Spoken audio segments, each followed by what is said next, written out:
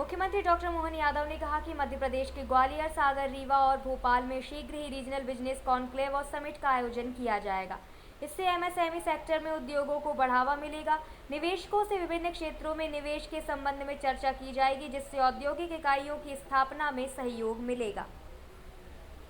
करना चाह रहा हूं, यहाँ के उद्यमियों को मध्य प्रदेश में निवेश को सुविधाजनक बनाने के लिए हमने कोयम्बटूर तमिलनाडु में मध्य प्रदेश का एक उद्योग कार्यालय खोलने का निर्णय किया है।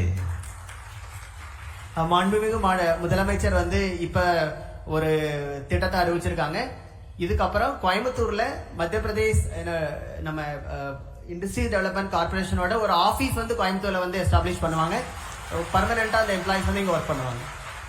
हमारा कोयम्बटूर कार्यालय मध्य प्रदेश और तमिलनाडु में बीच में व्यापार व्यवसाय बढ़ाने का सेतु का काम करेगा।